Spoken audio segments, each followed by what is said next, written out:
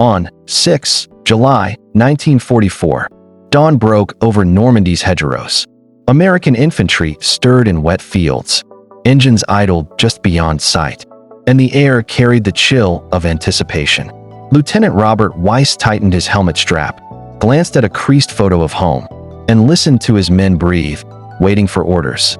Hours earlier, Bradley's headquarters had promised to push inland. Maps looked clean and confident, yet the hedgerows concealed killers in every shadow.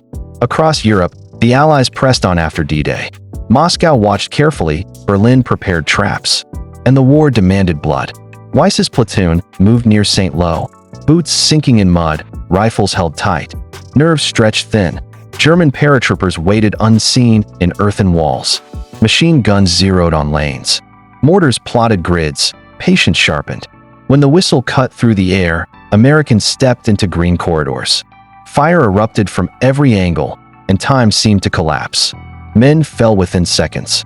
Medics crawled and screamed. Radios failed under steel rain, and leadership fractured under pressure. This was the Bocage, a medieval landscape turned into a weapon, where fields became fortresses and movement meant death. Above them, artillery thundered uncertainly.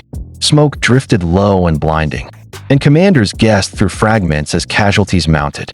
The promise of liberation collided with hedgerow reality. Tactics lagged behind terrain, courage met geometry, and the price was paid in full. Somewhere behind the line, Bradley listened to reports, weighing speed against survival. History pressing his decisions, unforgiving. As Weiss crawled toward a ditch, shouting the names he knew, the hedges answered with gunfire, and the trap closed around them. By midday on 6 July 1944, the fields outside St. Lo burned. Smoke stitched the sky low, the sun disappeared, and the air hung heavy with heat and gunpowder. Captain Harold Evans crawled along a ditch, blood streaking his sleeve, counting men left, counting seconds between bursts. Training manuals failed here. Radios crackled uselessly, maps misled them, and the hedgerows rewrote the rules of combat. German Fallschirmjäger stayed silent between volleys, disciplined and invisible, conserving fire while shaping every American movement. Every opening became a funnel, every gap a firing lane. Geometry replaced bravery. Survival demanded adaptation. Evans ordered squads to probe with grenades. Each blast thudded against packed earth, answers coming back lethal. Nearby, a Sherman tank lurched forward, turrets searching blindly. A Panzerfaust streaked across the field, steel folded, the crew vanished. The infantry froze, tanks hesitated. Coordination dissolved, minutes stretching into hours under relentless pressure. Behind the lines, engineers improvised, welding steel teeth to tank fronts. Rumors spread faster than orders. Commanders argued about tempo, push or pause. Each delay cost ground, each push cost lives. Evans watched a runner fall mid-sentence. Message unread, the chain of command snapping again. This was not a grand offensive. It was 1,000 isolated fights. Platoons alone, choices final.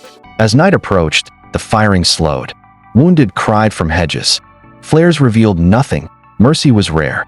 Evans marked positions in his mind, planning dawn moves, knowing that the next day would demand another payment. Somewhere beyond the Bocage, St. Lo waited, symbolic and stubborn, a prize already soaked in blood. At first light on 7 July 1944, mist clung to the hedgerows, muffling sound, hiding movement, delaying fear. Private James Holloway woke beside a fallen comrade. Rain pooling in the ditch, rifle jammed with mud. Orders filtered down slowly. Advance again. Same direction, same walls. A different cost. Artillery opened early.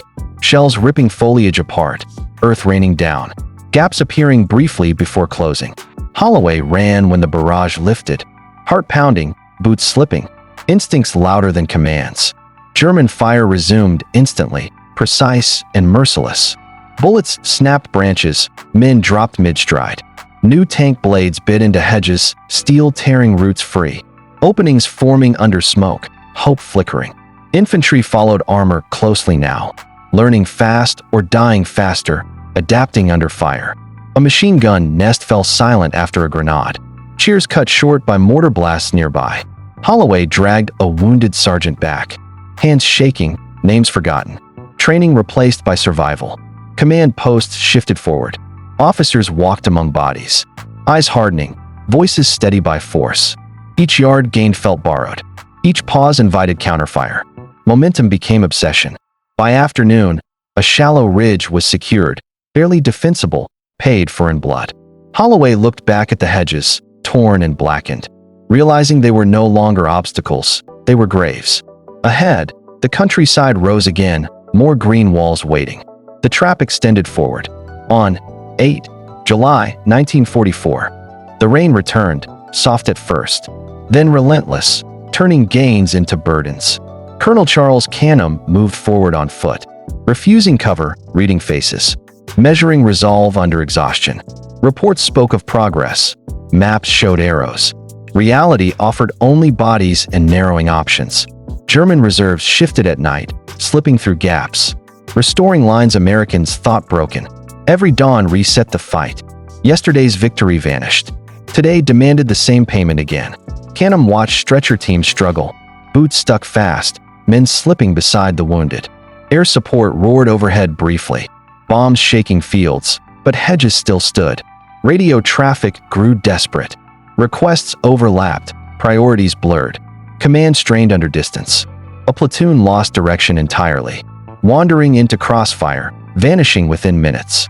Survivors spoke of voices in hedges, whispers and movement, fear multiplying itself. Canham ordered another push anyway. Delay meant regrouped enemies. Momentum meant survival. Men rose without enthusiasm, discipline replacing hope, duty overpowering dread. Machine guns answered immediately, familiar and intimate, death resuming its rhythm.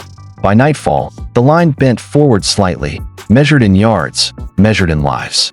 The death trap no longer shocked anyone. It simply waited, patient and unchanged.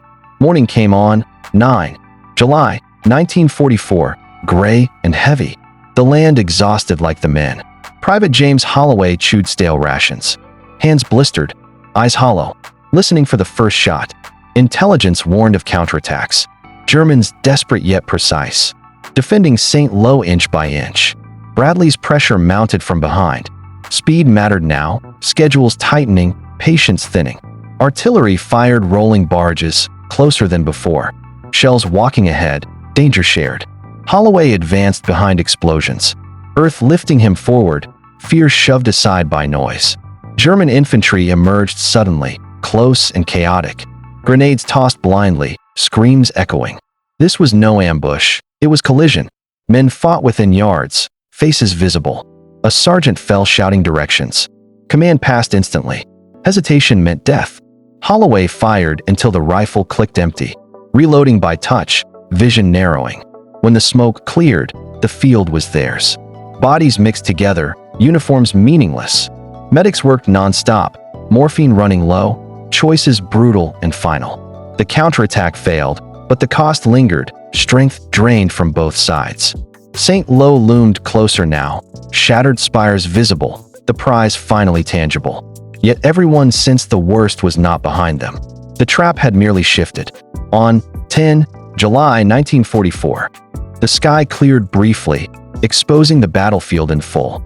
General Omar Bradley toured the front, jeep crawling forward, silence greeting his presence. He saw exhaustion etched deep, units thinned beyond planning, replacements raw and unready. Reports spoke of gains, yet casualty lists told the truth, progress measured painfully. Bradley weighed choices carefully, halt and reorganize, or press while Germans weakened. Overhead, fighter bombers struck crossroads, supply lines shaking, pressure shifting slowly. Holloway watched from a trench as bombs walked away, feeling small, expendable. Orders arrived mid-morning. Another advance scheduled, no delay allowed. Engineers widened breaches. Tanks rolled forward cautiously, infantry close behind. German artillery responded instantly, shells accurate, learning American patterns. A communications bunker vanished in one blast, maps and men erased together. Leadership adapted on instinct now, runners replacing radios, hand signals replacing plans. Bradley received fragmented updates and chose to continue. Momentum demanded risk. By dusk, the line crept forward again. St. Lo was within reach. Behind them, the Bocage swallowed the dead quietly, indifferent to victory. On 11 July 1944, St. Lo burned quietly, walls collapsing inward, smoke hanging low. Captain Harold Evans entered the outskirts, boots crunching glass. Rifle raised, senses dulled. The Germans withdrew in fragments. Snipers lingering behind rubble, buying time with single shots. Every street became a corridor, every window a threat. The city fought back. Evans remembered training films of liberation, crowds cheering, flags waving, but none appeared. Civilians hid underground, terrified by uniforms, any uniform. Survival outweighed allegiance. American units advanced cautiously, room by room, breath held, fingers tight. A single rifle cracked nearby. A soldier fell backward, helmet rolling away. Orders demanded speed. St. Lo mattered symbolically, momentum demanded proof. Bradley listened from afar. Reports conflicting, progress claimed. Resistance underestimated. Holloway moved through a shattered church. Stained glass powdered, pews splintered.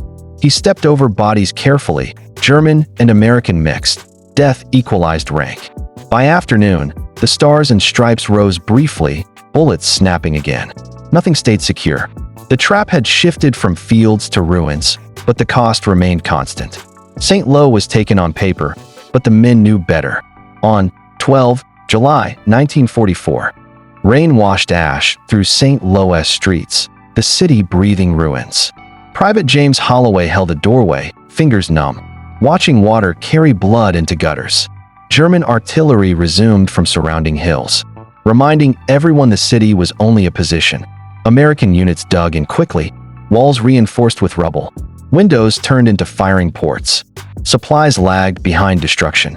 Ammunition counted carefully, food arriving cold and late. Holloway shared a cigarette with a stranger. Names exchanged quietly, both pretending calm. Outside the city, counterfire cracked steadily. Germans probing weaknesses, patience intact. Bradley pressed higher command for clearance. A breakout was planned, pressure building. Men whispered about relief, about rotation. Rumors traveled faster than orders. A mortar round struck nearby. Conversation ended instantly. Reality returned. Medics worked in cellars, lantern light flickering, groans blending with dripping water. Holloway carried stretchers again, steps slow, muscles burning, mind detached. St. Lo's capture unlocked the map. Arrows pointed south, opportunity emerging. Yet the men felt no victory, only survival, only waiting for the next order. Beyond the ruins, the hedgerows still stood, untouched, ready. On 13 July 1944, the guns quieted briefly, an uneasy pause settling over the line. Private James Holloway slept in fragments, waking to echoes, dreams tangled with hedgerows. Orders hinted at something larger coming. A breakout whispered, secrecy heavy. Officers gathered around maps, fingers tracing routes, risks weighed in silence. Bradley's plan took shape slowly, patience hard-won, timing everything. German forces regrouped beyond sight. Defenses thinning, yet traps remained layered. Holloway cleaned his rifle methodically. A ritual against fear, hands steady by habit. Replacements arrived fresh-faced. Uniforms clean, eyes wide, asking quiet questions. Veterans answered carefully, sparing details. Knowing truth could crush resolve. Supply trucks rolled forward at night, engines muffled, roads cratered. Artillery units repositioned discreetly, barrels angled south, promise implied. The men sensed change. Tension sharpened, hope mixed with dread. A chaplain moved through positions, words offered softly, comfort rationed. Holloway wrote a letter he might never send, folding it carefully. As darkness fell, the battlefield held its breath, waiting for release. Before dawn on 14 July 1944, the silence shattered. Artillery erupted in waves, the earth tearing open. Private James Holloway pressed into the ground. Teeth clenched, feeling shock travel through bone. Operation Cobra began imperfectly. Bombs drifting short, confusion spreading instantly. American positions vanished under friendly fire. Men were killed without seeing the enemy. Bradley received reports with pale focus. Decisions made seconds too late, guilt immediate. Yet the barrage broke the hedgerows at last. Gaps widening, German cohesion cracking. Holloway rose again, deafened and determined, running through smoke and fire.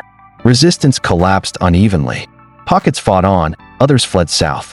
The death trap finally loosened its grip, not through finesse, but force. St. Lo lay behind them, destroyed and irrelevant, paid for fully.